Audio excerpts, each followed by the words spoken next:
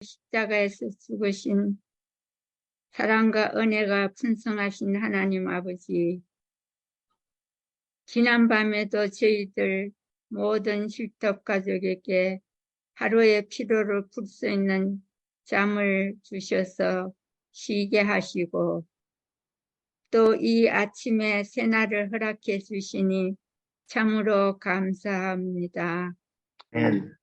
아버지, 하루를 시작하는 이 아침에 하나님 아버지께 저희들 마음과 생각을 온전히 주님께 드리기를 원합니다.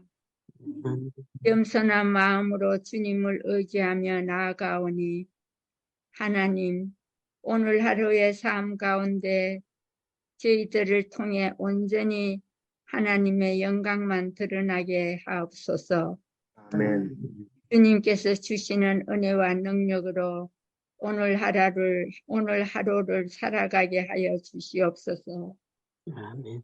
오늘도 오직 예수님을 위하여 예수님 때문에 예수님과 함께 살아가는 날이 되게 하옵소서. 아멘.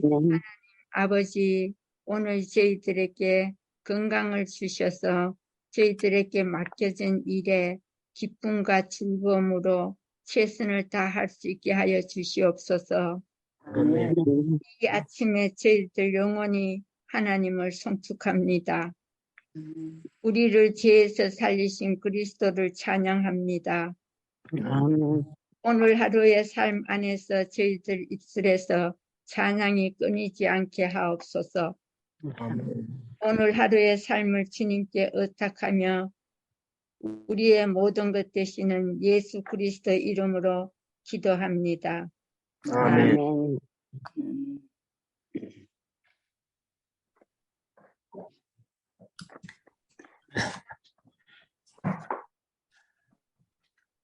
예, 오늘 목요일 아침 새벽 기도의 말씀을 시작하겠습니다. 어제 것을 잠깐 좀 복습해 보겠습니다. 어제는 겟셋마네 동산의 예수님 하면서 공부를 했습니다. 예, 어제 공부하면서 약간 드린 말씀은 인간을 창조하실 때부터 인간이 타락하면 그 인간을 위해서 돌아가시겠다고 하는 계획을 세우셨다고 그랬습니다. 하나님의 사랑은 영세 전부터 가지고 계셨습니다. 그 다음에 인간이 타락한 이후에 양, 소, 염소를 잡아 제사 지냄을 통하여 예수님께서 이미 돌아가실 것을 계속해서 상징으로 제사로 나타내 주셨습니다. 그러므로 그 예수 그리스도는 이미 구약 당시에도 심리적으로 고난을 당하셨습니다. 그리고 예수님은 이 땅에 오셔서 베들레헴에 탄생하시면서 안 좋은 환경, 열악한 환경에 계시면서 고난을 당하셨습니다. 또 예수님이 침례받으신 이후로 다양한 사람들을 통하여 가족관계를 통하여 어려움을 당하셨습니다. 그리고 어제 겟세마네 동산인데요.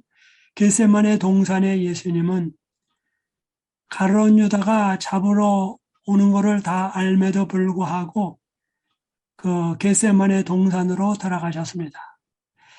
에덴 동산에서 아담과 하와가 타락을 했는데 예수님께서는 새로운 피의 동산, 겟세마네 동산에 들어가심으로 말미암아 인간을 위하여 돌아가기로 결심을 하셨습니다. 그래서 첫 번째 에덴 동산은 타락의 동산이었는데 두 번째 겟세마네 동산은 승리의 동산으로 예수님은 바꾸어 주셨습니다.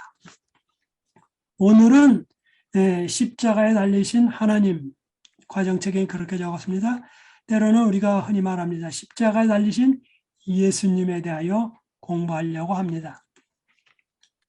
오늘 이번 과의 기억절을 보면 그렇게 됩니다. 마태복음 27장 46절인데요.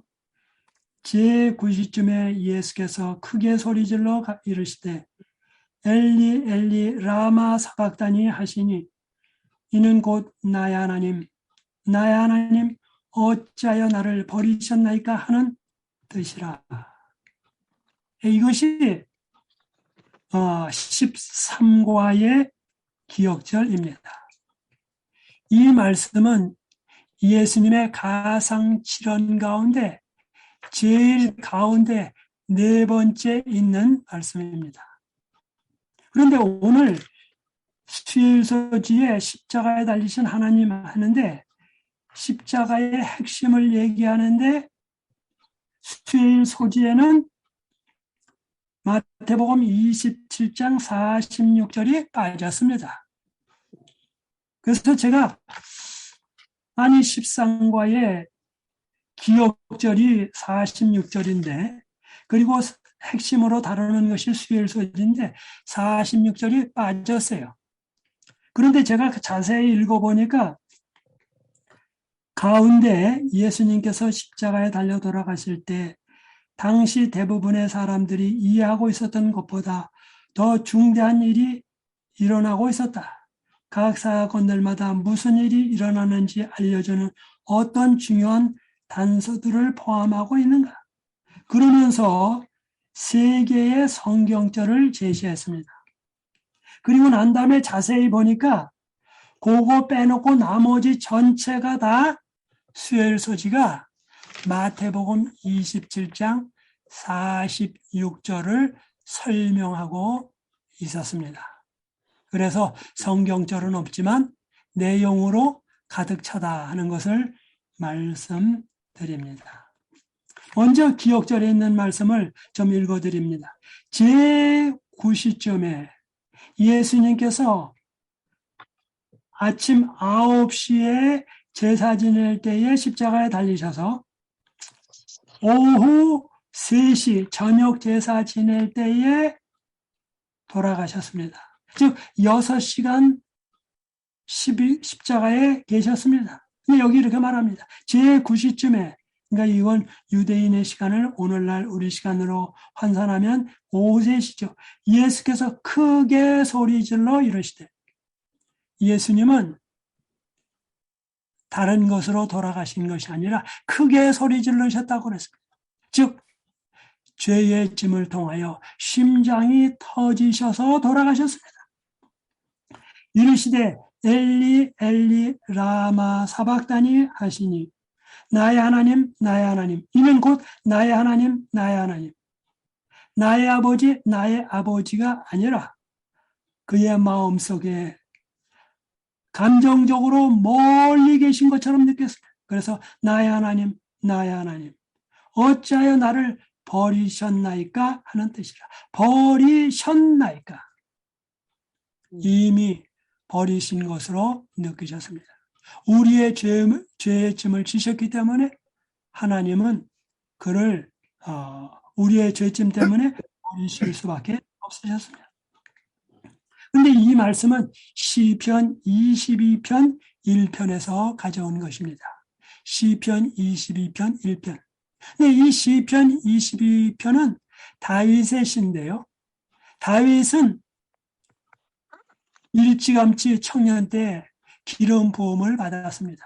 근데 이 기름 부음은 왕이 된다는 기름 부음이었습니다. 그런데 어떤 일이 벌어졌습니까? 사무엘 선지자가 이새의 집에 갔을 때에 그 다윗의 형님들이 많았습니다. 그런데 형님들은 다 좋은 사람처럼 합당한 사람처럼 여기고 다윗은 사무엘 선지자가 왔을 때 부르지도 않았습니다. 그 사람은 위대하게 될 사람이 아니라고 아버지는 생각했습니다. 그러므로 다윗은 아버지 이새로부터 별별일 없는 아들로 취급을 받았습니다. 그리고 그때 당시에 사울 왕이 있었는데 사울 왕은 계속해서 다윗을 죽이려고 쫓아다녔습니다. 그리고 왕권을 앉으려고 했습니다. 그는 너무나 고생을 많이 했습니다. 아무리 기도해도 응답이 없는 것 같았습니다. 그래서 그가 기도합니다. 다윗이 그 심정을 토로하면서 나의 하나님, 나의 하나님, 어찌하여 나를 버리었나이까. 그것이 곧 시편 22편 다윗의 시인데 다윗이 자기의 버려짐을 느끼는 것을 시로 표현했습니다. 그런데 나중에 다윗은 왕이 돼서 이스라엘 나라를 다스리게 되었습니다. 그런데 다윗의 후손 가운데 오신 예수님은 다윗보다 더 처절하게 버림당하시고 십자가에 달려 돌아가시고 인간에게 버림받으시고 아버지에게로부터 잊혀지심을 당하시고 그리고 돌아가셨습니다. 그 다음에 그분은 부활하셔서 하늘로 올리시고 다윗보다 더 나은 왕권 하늘에 올라가셨습니다. 다윗은 이스라엘만을 통치했지만 예수님은 온 우주를 통치하시는 왕으로 등극하셨습니다. 그래서 시편 21편을 구약에 나타난 십자가의 사건이라고 이야기하고 있습니다. 이제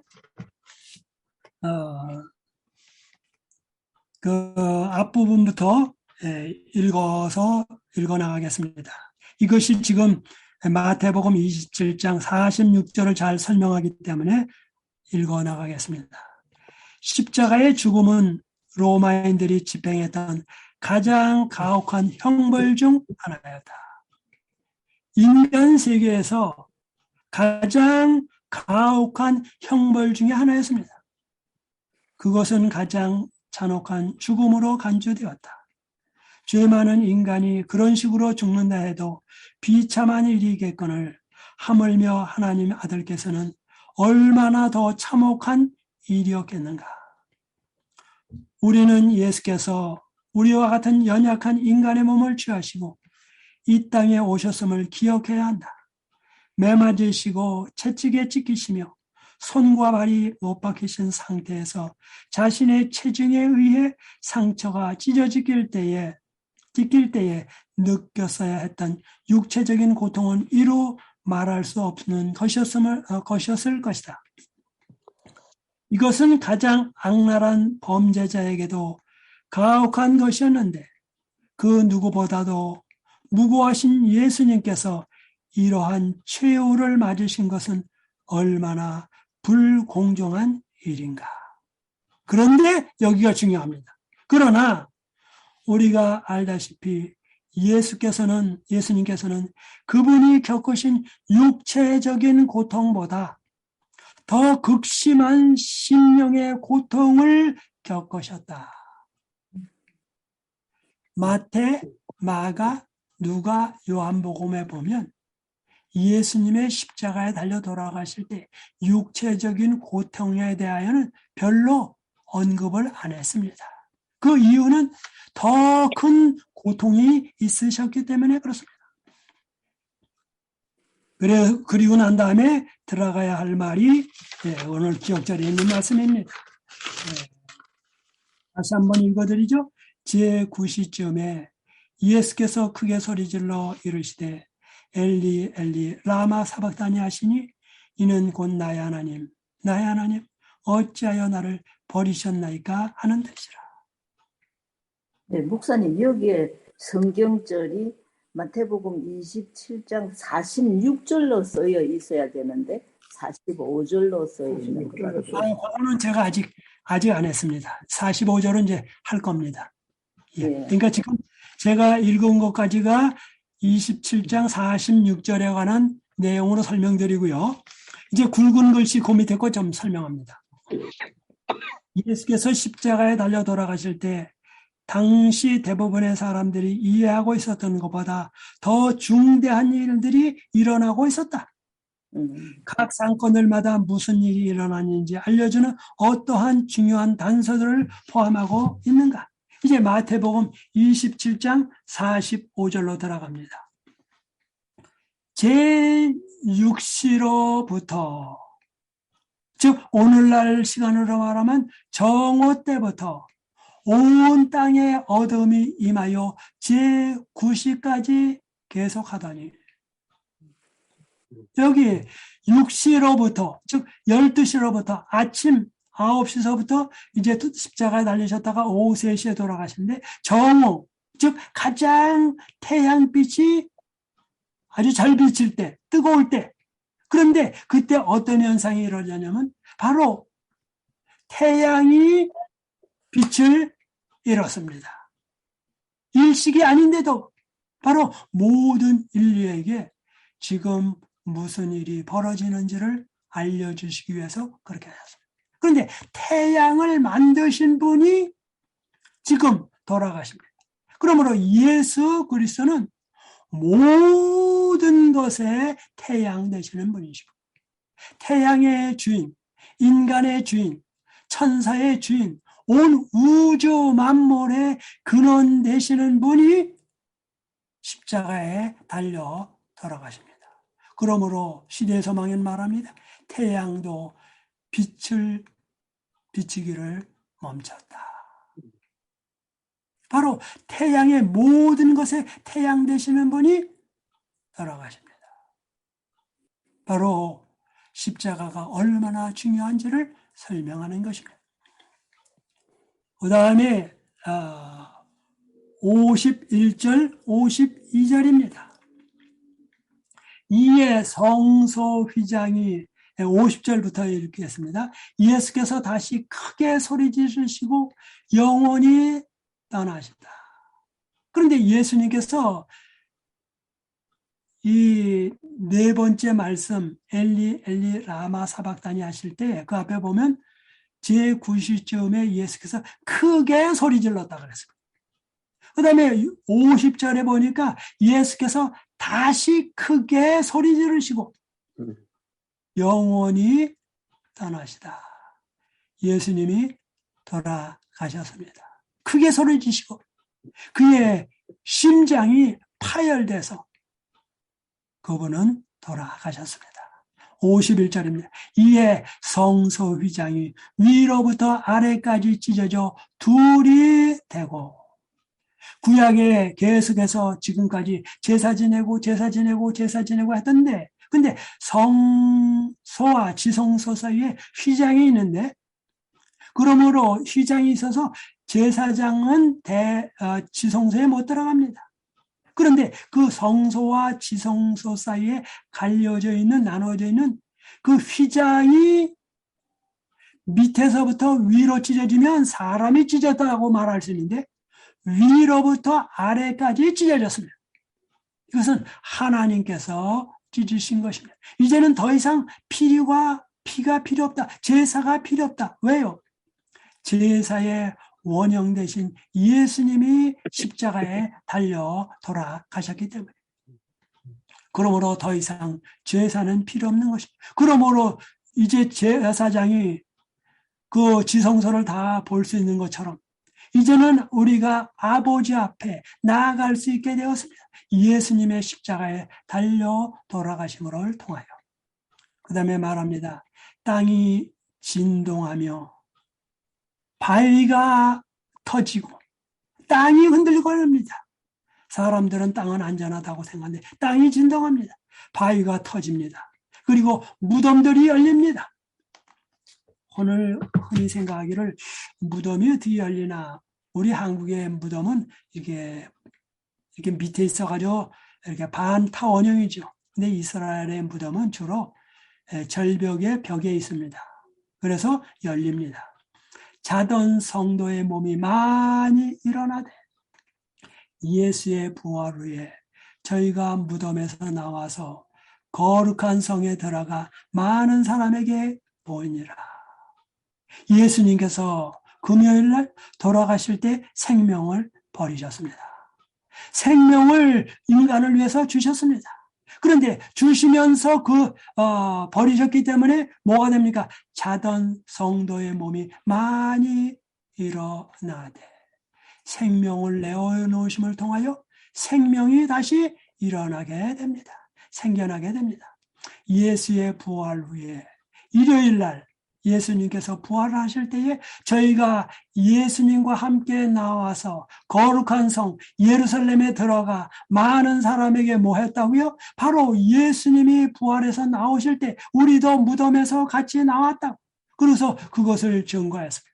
그 다음에 예수님께서 승천할 때에 함께 하늘로 승천해 계십니다. 그리고 그분들은 예수님과 함께 하나님 보좌에서 함께 계십니다.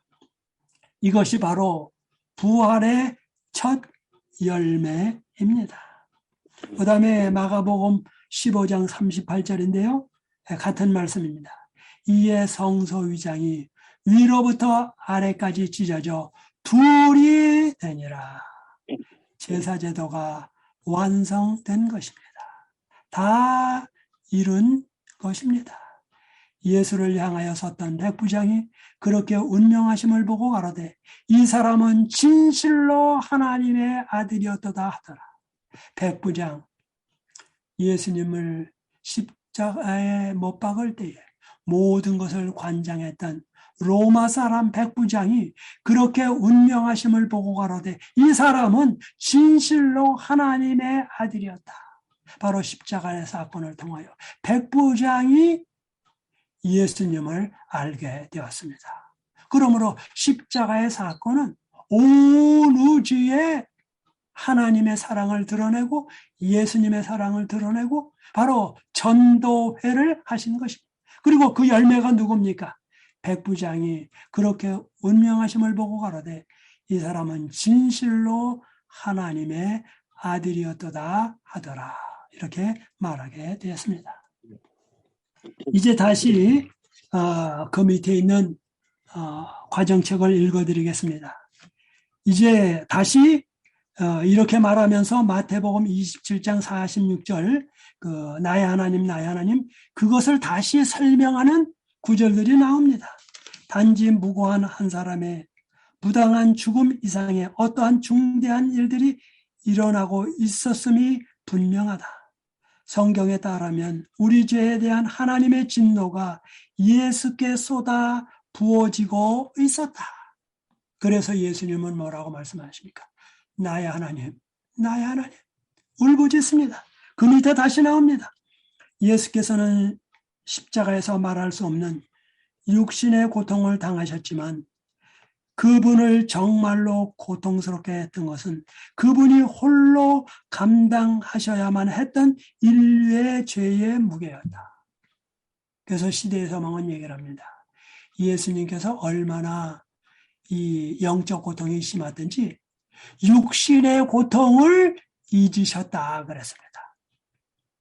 그래서 나중에 이제 나의 하나님 하고 난 다음에 내가 목마르다 할 때 그때 이제 육신의 고통을 느끼셨다 했습니다.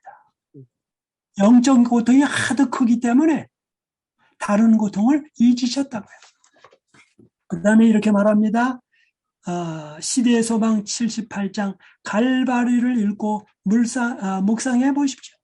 그대를 향한 예수님의 진실된 사랑이 느껴집니까?